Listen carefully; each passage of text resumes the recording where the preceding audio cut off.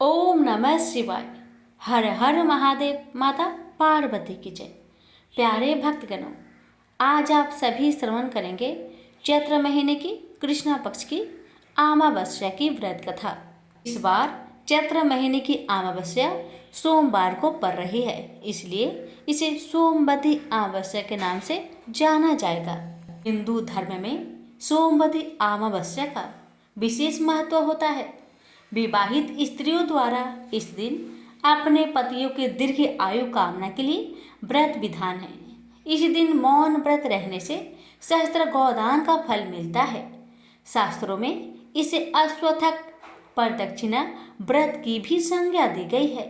अश्वत्थक यानी पीपल वृक्ष। इस दिन विवाहित स्त्रियों द्वारा पीपल के वृक्ष की दूध, जल, पुष्प, अक्षत, चंदन इत्यादि से पूजा और वृक्ष के चारों ओर 108 बार धागा लपेटकर परिक्रमा करने का विधान होता है और कुछ अन्य परंपराओं में भौरी देने का भी विधान होता है। धान, पान और खरी हल्दी को मिलाकर उसे विधान पूर्वक तुलसी के पेड़ को चढ़ाया जाता है। इस दिन पवित्र नदियों में स्नान का भी विशेष महत्व समझा जाता है। कहा जाता है कि महाभारत में भीष्म ने युधिष्ठिर को इस दिन का महत्व समझाते हुए कहा था कि इस दिन पवित्र नदियों में स्नान करने वाला मनुष्य समृद्धि, स्वस्थ और सभी दुखों से मुक्त होगा। ऐसा भी माना जाता है कि स्नान करने से पितरों की आत्माओं को शांति मिलती है।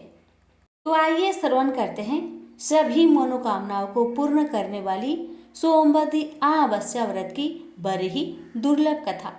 कथा को अधूरा ना छोड़े। एक गरीब परिवार था। उस परिवार में पति पत्नी के अलावा एक पुत्री भी थी। वह पुत्री धीरे धीरे बड़ी होने लगी। उस पुत्री में समय और बढ़ती उम्र के सभी स्त्रियोचित गुणों का विकास हो रहा था। वह लड़की सुंदर, संस्कारवान एवं गुणवान थी, किंतु गरीब होने के कारण उसका विवाह नहीं हो पा रहा था। एक दिन उस ब्राह्मण के घर एक साधु महाराज पधारे। वो उस कन्या के सेवा भाव से काफी प्रसन्न हुए। कन्या को लंबी आयु का आशीर्वाद देते हुए साधु ने कहा, इस कन्या के हथेली में विवाह योग्य रेखा नहीं है। तब ब्राह्मण दंपति ने साधु से उपाय पूछा कि कन्या ऐसा क्या करे कि उसके हाथ में विवाह योग बन जाए। साधु ने कुछ देर विचार करने के बाद अपनी अंतर्दृष्टि से ध्यान करके बताया कि कुछ दूरी पर एक गांव में सोना नाम की धोबिन जाति की एक महिला व बेटे और बहू के साथ रहती है, जो बहुत ही आचार विचार और संस्कार संपन्न तथा पति परायण है।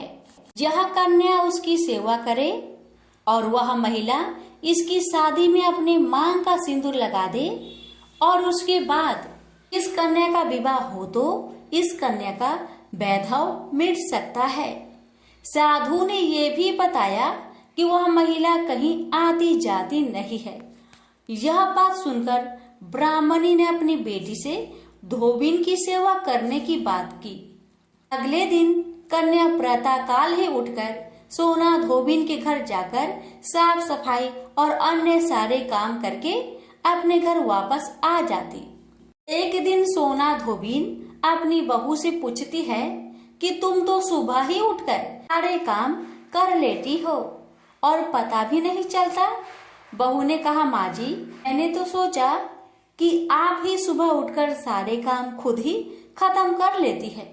मैं तो देर से उठती हूँ। इस पर दोनों सास बहू निगरानी करने लगी कि कौन है जो सुबह ही घर का सारा काम करके चला जाता है।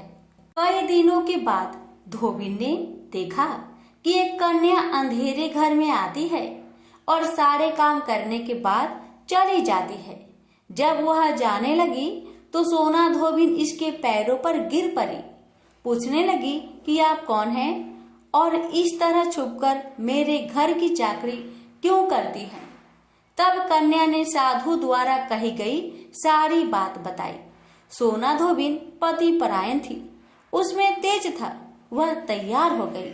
सोना धोबिन के पति थोड़ा अस्वस्थ थे। उसने अपनी बहू से अपने लौट आने तक घर पर ही रहने को कहा। सोना धोबिन ने जैसे ही अपने मांग का सिंदूर उस कन्या की मांग में लगाया, उसका पति मार गया। उसे इस बात का पता चल गया। वह घर से निराजल ही चली थी। यह सोचकर कि रास्ते में कहीं पीपल का पेड़ मिलेगा तो उसे भावड़ी देकर और उसकी परिक्रमा करके ही जल ग्रहण करेगी। उस दिन सोमवती अमावस्या थी। ब्राह्मण के घर मिले पुए पकवान की जगह उसने ईंट के टुकड़ों से 108 बार भावड़ी देकर 108 बार पीपल के पेड़ की परिक्रमा की और उसके बाद जल ग्रहण किया। ऐसा करते ही उसके पति के मुर्दा शरीर में वापस जान आ गई। धोबिन का पति वापस जीवित हो उठा। प्रेम से बोलिए उमापति शंकर भगवान की जय, अमावस भगवान की जय। पौराणिक कथा के अनुसार किसी नगर में एक राजा रहता था। राजा की रानी बहुत ही धार्मिक विचारों की थी। राजमहल के ठीक सामने साहूकार की एक हवेली थी। रानी और उस साहूकार की पत्नी की घनिष्ठ मित्रता थी। तभी एक दिन हवेली से साहूकार की पत्नी की रोने की आवाज आई। इस पर रानी ने उससे कारण पूछा। तब राजा ने बताया कि साहूकार का पुत्र मर गया है। रानी ऐसे दुख से वंचित थी, इसलिए वो राजा से एक बार फिर पूछी कि ये दुख क्या होता है। इस पर राजा ने बोला कि जब तुम्हारा बेटा मरेगा तब तुम्हें समझ आएगा। ऐसा सुनकर तुरंत रानी ने अपने बेटे को नीचे फेंक दिया, पर भगवान की कृपा से उसे कुछ नहीं हुआ। रानी ने फिर पूछा कि ये दुख क्या होता है। तब राजा ने रानी को जवाब देते हुए कहा कि जब पड़ोसी राज्य में युद्ध होगा और मैं उस युद्ध में अकेला जाऊंगा, इसके बाद जब तुम मेरे मरने का समाचार सुनोगी तब तुम्हें पता चलेगा। हालांकि रानी अमावस्या व्रत करती थी, जिस वजह से राजा युद्ध जीतकर वापस आ जाते हैं। रानी फिर से सवाल करती है। तब इसके बाद राजा ने कहा कि जब हम गंगा माँ के दर्शन को जाएंगे तब मैं वहाँ गंगा नदी में कूद जाऊंगा, फिर तुम्हें पता चलेगा कि दुख क्या होता है। उधर भगवान शंकर कैलाश पर्वत पर बैठकर सब कुछ देख रहे थे और माता पार्वती से कहते हैं कि आओ मैं तुम्हें सुखी आत्मा के दर्शन कराता हूँ। इसके बाद भगवान शिव बकरे और माता पार्वती ने बकरी का रूप धारण करके एक बावली के पास घास चरने लगे। रानी ने उस बावली को देखकर कहा कि हम यही विश्राम करेंगे। इस दौरान रानी ने महादेव और माता पार्वती की सारी बातें सुन ली, जिसमें महादेव और माता पार्वती आपस में बातें कर रहे होते हैं कि रानी ने अमावस्या का व्रत किया है, इसलिए उसे इस जन्म में कोई दुख नहीं मिलेगा। सारी बातें सुनकर रानी को सब कुछ समझ आ गया। फिर उसने राजा को सब कुछ बताया। ऐसा माना जाता है कि अमावस्या व्रत करने से इंसान के सभी संकट दूर हो जाते हैं। प्रेम से बोलिए अमावस्या माता की जय। हर हर महादेव माता पार्वती की जय। तुलसी माता की कहानी। एक बुढ़िया माई तुलसी जी को सींचती और कहती कि हे तुलसी माता, सत की दाता, मैं तेरा बिरला सींचती हूँ। मुझे बाहु दे, पीताम्बर की धोती दे, मीठा मीठा घास दे, बैकुंठा में बास दे, चटक की चाल दे, पाटक की मौत दे, चंदन का काठ दे, रानी सा राज दे, दाल भात का भोजन दे, 11 की मौत दे, कृष्णा जी का कांधा दे। तब तुलसी माता यह सुनकर सूखने लगी। तो भगवान ने पूछा कि हे तुलसी, तुम क्यों सूख रही हो? तुलसी माता ने कहा कि एक बुढ़िया रोज आती है और यही बात कह जाती है, मैं सब बात तो पूरा कर दूंगी, लेकिन कृष्ण का कंधा कहाँ से लाऊंगी? तो भगवान बोले, जब वो मरेगी तो मैं अपने आप ही कंधा देने आऊंगा। तू बुढ़िया माई से कह देना। जब बुढ़िया माई मर गई, सब लोग आ गए। जब माई को ले जाने लगे तो वह किसी से न उठी। तब भगवान एक 12 बरस के बालक का रूप धारण करके आए। बालक ने कहा, मैं कान में एक बात कहूँगा तो बुढ़िया माई उठ जाएगी। बालक ने कान में कहा, बुढ़िया माई मन की निकाल ले, पीताम्बर की धोती ले, मीठा मीठा ग्रास ले, बैकुंठा में बास ले, चटक की चाल ले, पाठक की मौत ले, कृष्ण जी का कांधा ले। यह सुनकर बुढ़िया माई हल्की हो गई। भगवान ने कंधा दिया और बुढ़िया माई को मुक्ति मिल गई। हे तुलसी माता, जैसे बुढ़िया माई को मुक्ति दी वैसे सबको देना। प्रेम से बोलिए तुलसी महारानी की जय। जो भी प्राणी इस गर्भ गीता का सद्भावना से विचार मनन करता है वह फिर गर्भ में नहीं आता, उसे मोक्ष प्राप्त होती है। तो आइए प्यारे भक्तगणों, आज पूर्णिमा तिथि पर श्रवण करें श्री गर्भ गीता पाठ। श्री कृष्ण भगवान जी का वचन है, जो प्राणी इस गर्भ गीता का सद्भावना से विचार मनन करता है सो पुरुष फिर गर्भवास में नहीं आता है। अर्जुन कहते हैं, हे कृष्ण भगवान, यह प्राणी जो गर्भ विषय में आता है सो किस दोष के कारण आता है? हे प्रभु जी, जब यह जन्मता है तब इसको जरा आदि रोग लगते हैं, फिर मृत्यु होती है। हे स्वामी, वह कौन सा कर्म है जिसके करने से जन्म मरण से रहित होते हैं? श्री भगवान बोले, हे अर्जुन, यह मनुष्य जो है सो आंधा मूर्ख है और संसार के साथ प्रीति करता है। यह पदार्थ मैंने पाया है और वह मैं पाऊंगा, ऐसी चिंता इस प्राणी के मन से उतरती नहीं। 8 पहर माया को ही मांगता है। इन बातों को करके बार बार जन्मता और मरता है। वह गर्भ विषय दुख पाता रहता है। अर्जुन कहने लगे, हे श्री कृष्ण भगवान, यह मन हाथी की नाई है, कृष्ण इसकी शक्ति है। यह मन तो 5 के बस में है, काम, क्रोध, लोभ, मोह और अहंकार। इन 5 में अहंकार बहुत बली है। ये कौन सा यत्न है जिससे मन बस में होए? वैसे ही मन रूपी हाथी को बस में करने के लिए ज्ञान रूपी अंकुश है।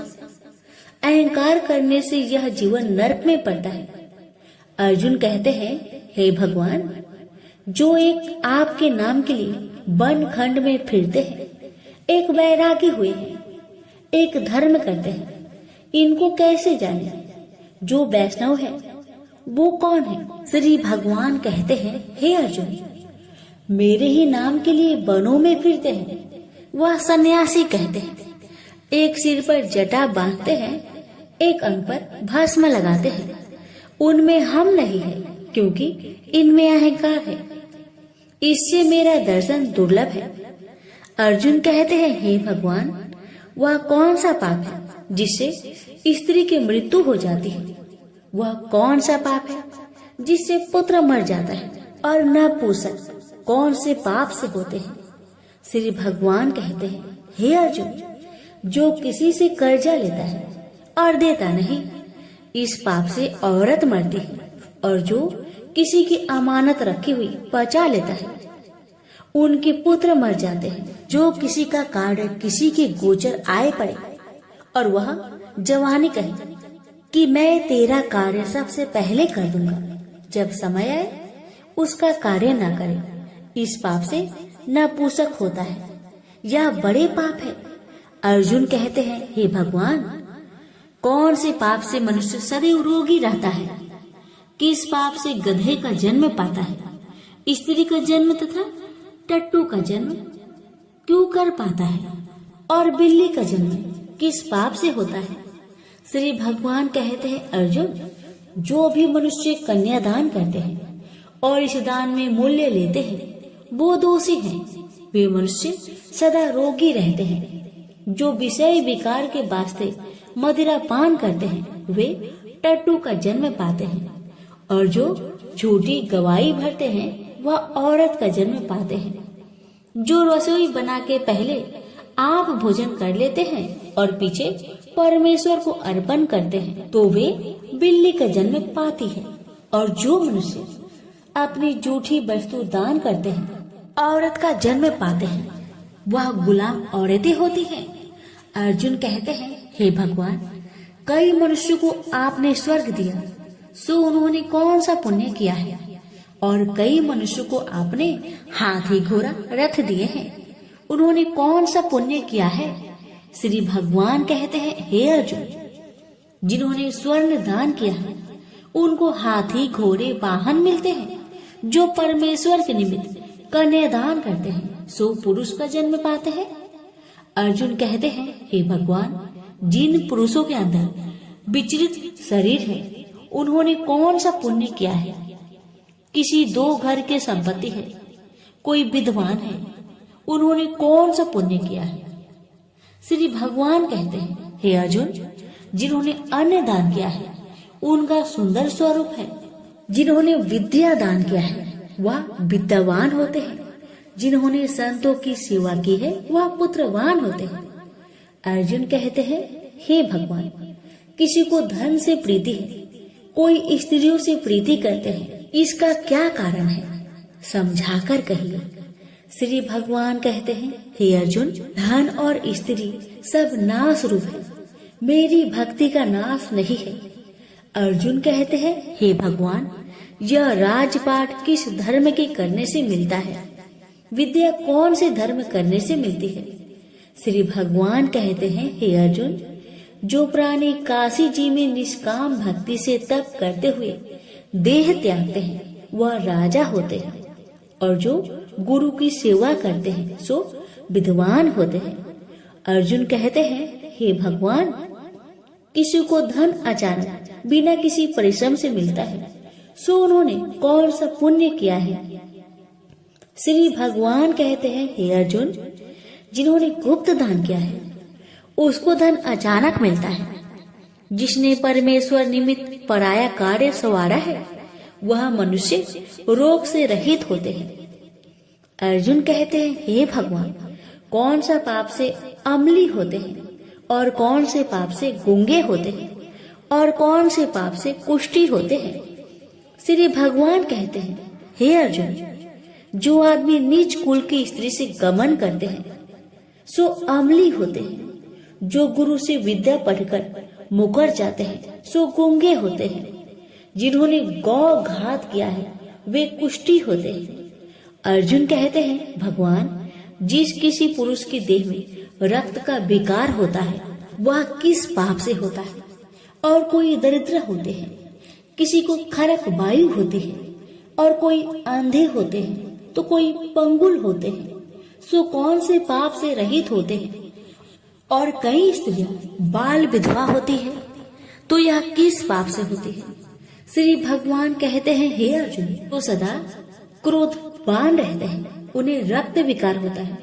जो मलिन रहते हैं वह सदा दरिद्री होते हैं। जो कुकर्मी ब्राह्मण को दान देते हैं उनकी खरक वायु होती है।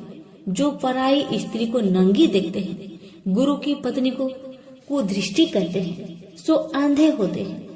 जिसने गुरु और ब्राह्मण को लात मारी है सो लंगड़ा व पंगुल होता है। जो औरत अपने पति को छोड़कर पराये पुरुष से संग करती है सो वह बाल विधवा होती है।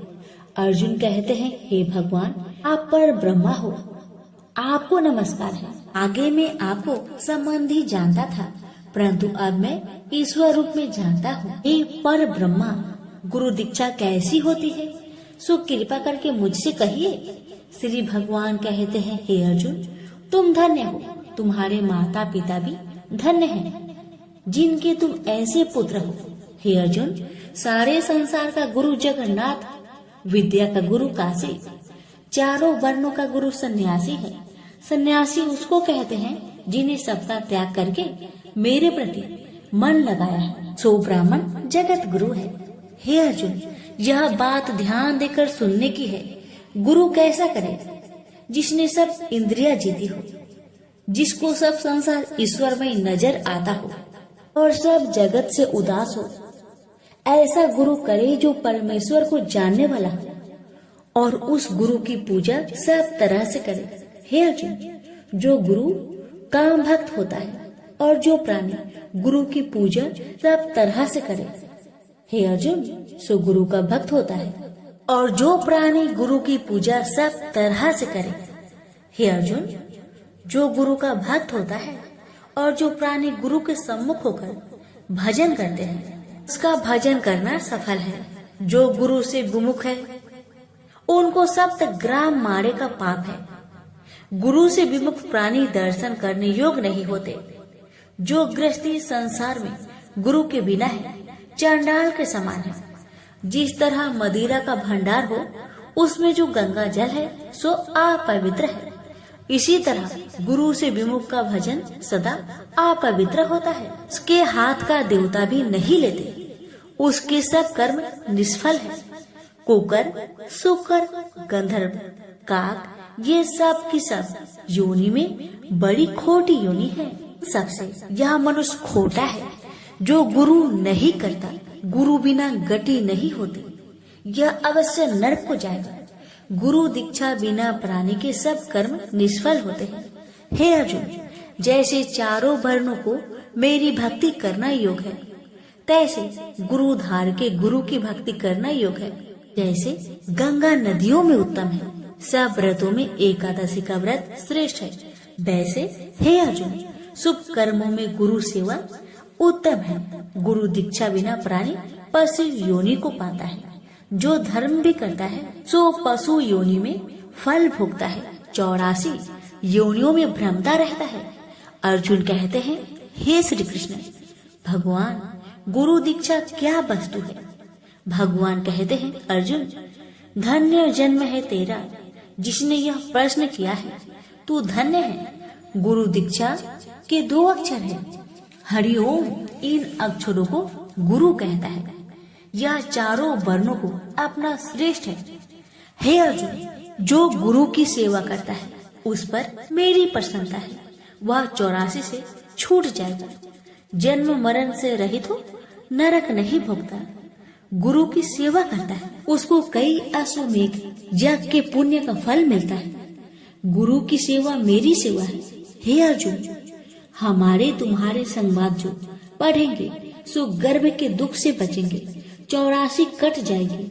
इसी से इस पाठ का नाम गर्भ गीता है। श्री कृष्ण भगवान जी के मुख से अर्जुन ने श्रवण की है।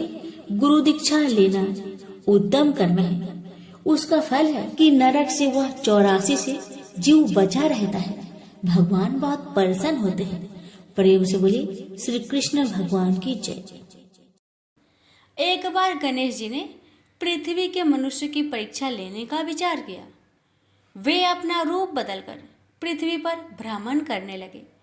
उन्होंने एक बालक का रूप बना लिया। एक हाथ में एक चम्मच में दूध ले लिया और दूसरे हाथ में एक चुटकी चावल ले लिए और गली गली घूमने लगे। साथ ही साथ आवाज लगाते चल रहे थे, कोई मेरे लिए खीर बना दे, कोई मेरे लिए खीर बना दे। कोई भी उन पर ध्यान नहीं दे रहा था, बल्कि लोग उन पर हंस रहे थे। वे लगातार एक गांव के बाद दूसरे गांव इसी तरह चक्कर लगाते हुए पुकारते रहे, पर कोई खीर बनाने के लिए तैयार नहीं था। सुबह से शाम हो गई, गणेश जी लगातार घूमते रहे। एक बुढ़िया थी, शाम के वक्त अपनी झोपड़ी के बाहर बैठी हुई थी। तभी गणेश जी वहां से पुकारते हुए निकले कि कोई मेरी खीर बना दे, कोई मेरी खीर बना दे। बुढ़िया बहुत कोमल हृदय वाली स्त्री थी। उसने कहा, बेटा मैं तेरी खीर बना देती हूँ। गणेश जी ने कहा, माई अपने घर में से दूध और चावल लेने के लिए बर्तन ले आओ। बुढ़िया एक कटोरी लेकर जब झोपड़ी के बाहर आई तो गणेश जी ने कहा, अपने घर का सबसे बड़ा बर्तन लेकर आओ। बुढ़िया को थोड़ी झुलझुलाहट हुई, पर उसने कहा, चलो बच्चे का मन रख लेती हूँ। और अंदर जाकर वह अपने घर का सबसे बड़ा पतीला लेकर बाहर आई। गणेश जी ने चम्मच से पतीले में दूध उड़ेलना शुरू किया। तब बुढ़िया के आश्चर्य की सीमा ना रही जब उसने देखा दूध से पूरा पतीला भर गया है। एक के बाद एक वह बर्तन झोपड़ी से बाहर लाती गई और उसमें गणेश जी दूध भरते चले गए। इस तरह से घर के सारे बर्तन दूध से लबालब भर गए। गणेश भगवान ने बुढ़िया से कहा, मैं स्नान करके आता हूँ, तब तक तुम खीर बना लो, मैं वापस आकर खाऊंगा। बुढ़िया ने पूछा, मैं इतनी सारी खीर का क्या करूँगी? इस पर गणपति जी बोले, सारे गांव को दावत दे दो। बुढ़िया ने बड़े प्यार से मन लगाकर खीर बनाई। खीर की भीनी भीनी मीठी मीठी खुशबू चारों दिशाओं में फैल गई। खीर बनाने के बाद वह हर घर में जाकर खीर खाने का न्योता देने लगी। लोग उस पर हंस रहे थे। बुढ़िया के घर में खाने को दाना नहीं और यह सारे गांव को खीर खाने की दावत दे रही है। लोगों को कौतूहल हुआ और खीर की खुशबू से लोग खींचे चले आए। लो, सारा गांव बुढ़िया के घर में इकट्ठा हो गया। जब बुढ़िया की बहू को दावत की बात मालूम हुई, तब वह सबसे पहले वहां पहुंच गई। उसने खीर से भरे पतीलों को जब देखा तो उसके मुंह में पानी आ गया। उसे बड़ी जोर से भूख लगी हुई थी। उसने एक कटोरी खीर निकाली और दरवाजे के पीछे बैठकर खाने को तैयार करने लगी। इसी बीच एक छींटा गिर गया और गणपति जी का भोग लग गया और वो प्रसन्न हो गए। अब पूरे गांव को खाने की दावत देकर बुढ़िया वापस अपने घर आई। उसने देखा बालक वापस आ गया था। बुढ़िया ने कहा, बेटा खीर तैयार है, भोग लगा लो। गणपति जी बोले, माँ भोग तो लग चुका है, मेरा पेट पूरी तरह से भर गया है, मैं तृप्त हूँ, अब तू खा, अपने परिवार और गांव वालों को खिला। बुढ़िया ने कहा, यह तो बहुत ज्यादा है, सबका पेट भर जाएगा, इसके बाद भी यह बच जाएगी। उस बची खीर का मैं क्या करूँगी? इस पर गणेश जी बोले, उस बची खीर को रात में अपने घर के चारों कोनों में रख देना। और बुढ़िया ने ऐसा ही किया। जब सारा गांव जी भरकर खा चुका, तभी ढेर सारी खीर बच गई।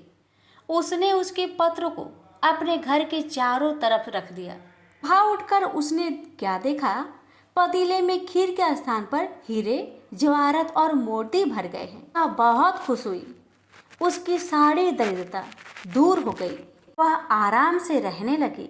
उसने गणपति जी का एक भव्य मंदिर बनवाया और साथ में एक बड़ा सा तालाब भी खुदवाया। इस तरह उसका नाम दूर दूर तक प्रसिद्ध हो गया। उस जगह वार्षिक मेले लगने लगे। लोग गणेश जी की कृपा प्राप्त करने के लिए उस स्थान पर पूजा करने और मान्यताएं मानने के लिए आने लगे। गणेश जी सबकी मनोकामनाएं को पूरी करने लगे।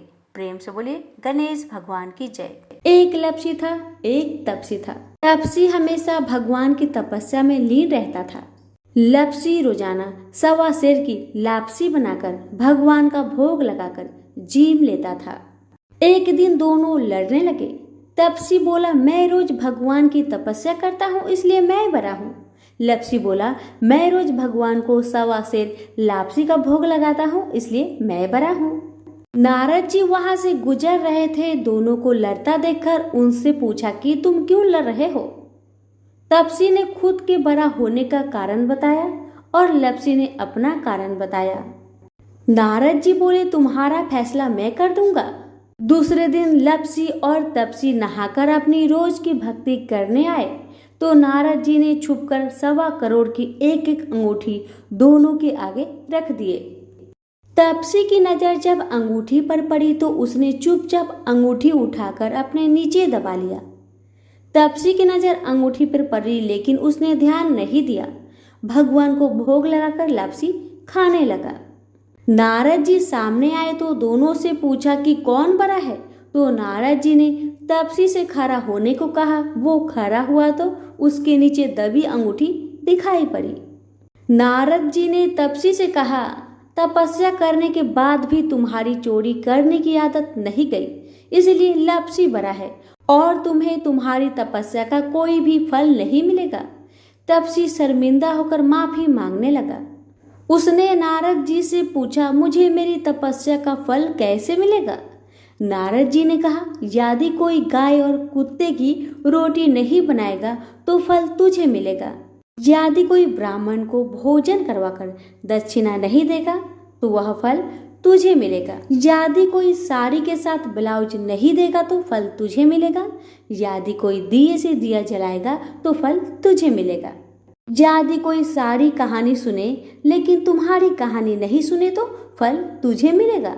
उसी दिन से हर व्रत कथा कहानी के साथ लपसी तपसी की कहानी भी सुनी और कही जाती है। प्रेम से बोलिए लक्ष्मी नारायण की जय।